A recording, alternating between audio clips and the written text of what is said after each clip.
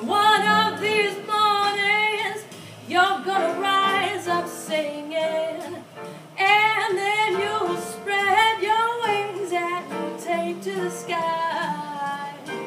But until that morning, there's nothing can harm you. Now with your mama and daddy standing by.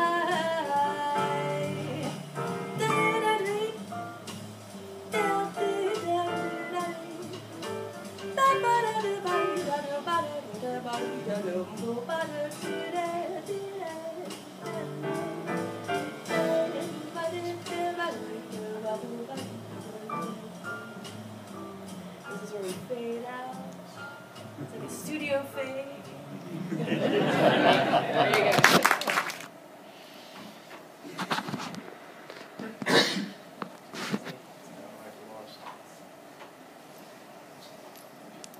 All right, whoa, I went back to the beginning.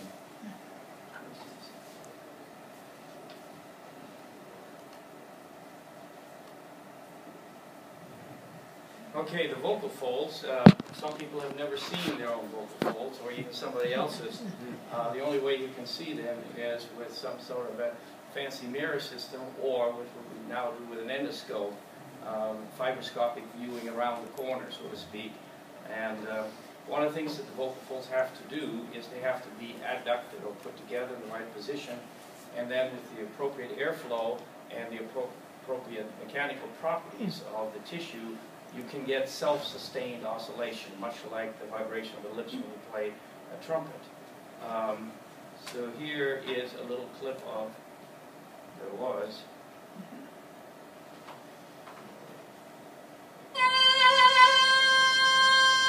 so this is stroboscopy of the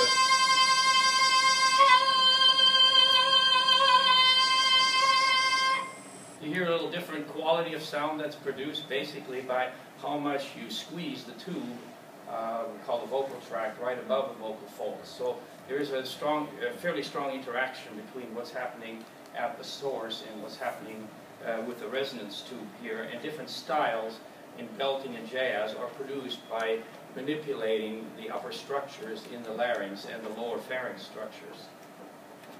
Vocal fold looks something like this if you were to take a cross-section through it. It has a skin on the outside. We're looking here basically taking a cut through this way, and this would be the right vocal fold.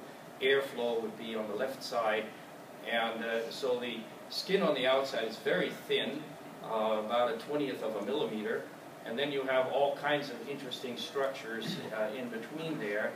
See, where's the pointer? In his pocket. Into the right point. I'll try to use the arrow here. Okay.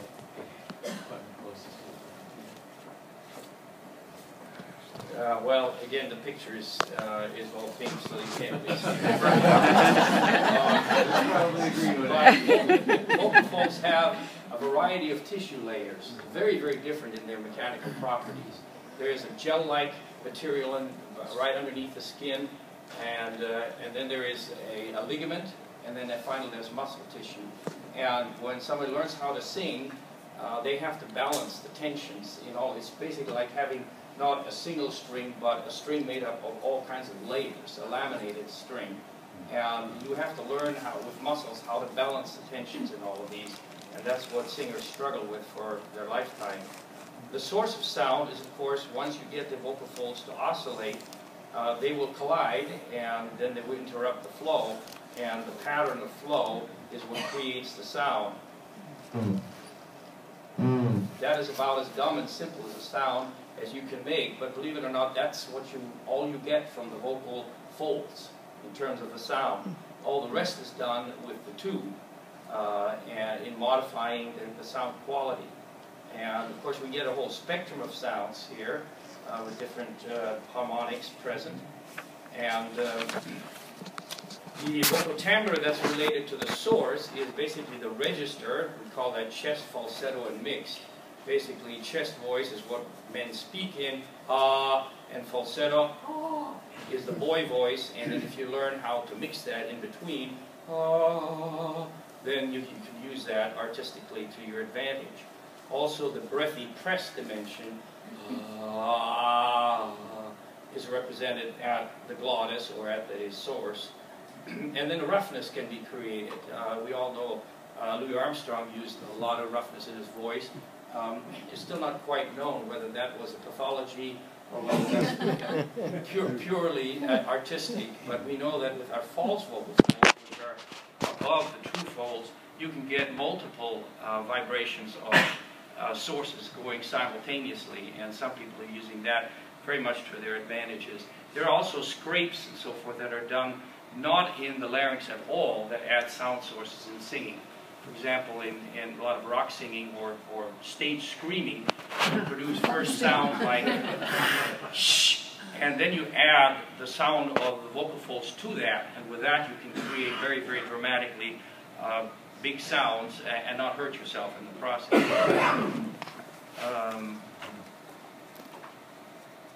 Okay, here is sort of the distinction between registers in the voice.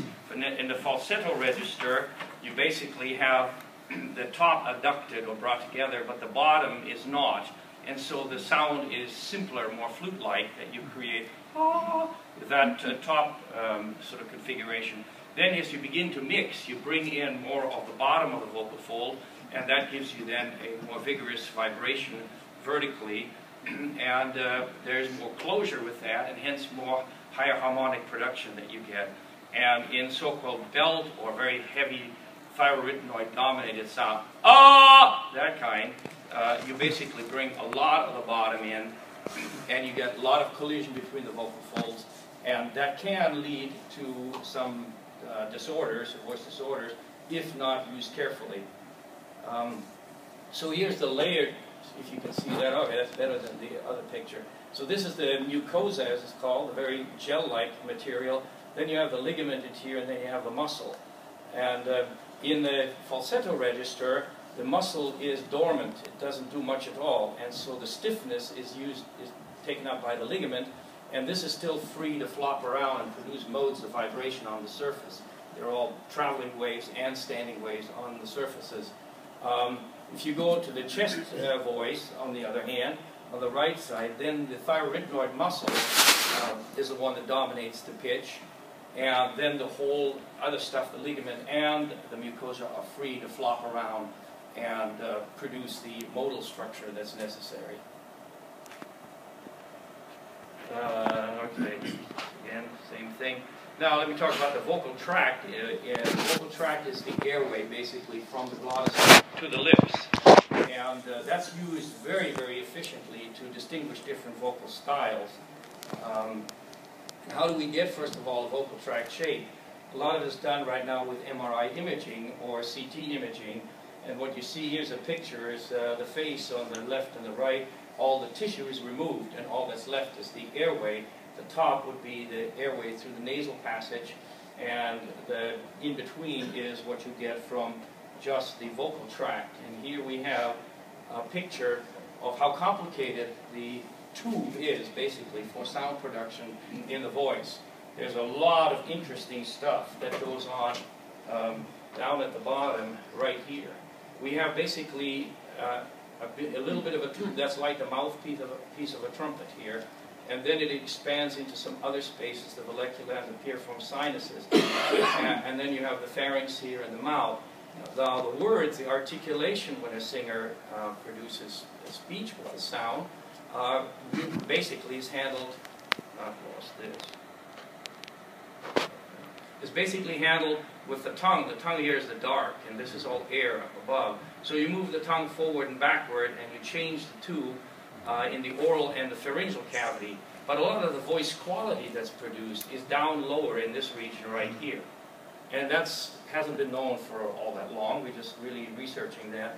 If you compare the airway in the voice to, for example, that of the trumpet, you can think of this being cut right at this point here, the mouthpiece. If you take and cut it here, and you cut it there at the bell, and throw away the whole middle, and connect them together, you have basically what a singer has to deal with.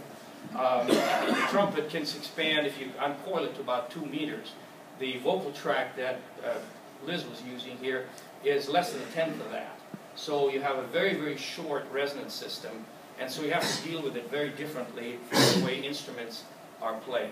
Wind instruments with long tubes and horns can reinforce many harmonics of the source by sort of tuning the horn resonance to the source resonances. Well, that kind of looks like this, but okay, there was supposed to be blue and red, but basically this is the lining up of source harmonics with resonances in a long tube. With a short tube, you don't have those abilities, and so you have to search for different resonance strategies. Here's an example of the first 3 harmonics on the left there, and then the first 5 resonances of a short tube. Usually, you don't get much more than the 15th or 16th harmonic into the 4th or 5th resonance.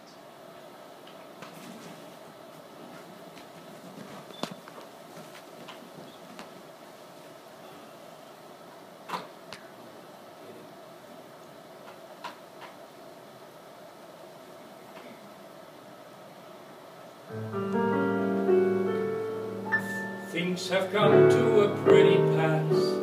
Our teaching is going flat. You teach this and the other, while I teach this and that. Goodness knows what the end will be. Oh, I don't know where I'm at. It looks as if we two will never be one. Something must be done. You say larynx and I say larynx, and you say pharynx and I say pharynx. larynx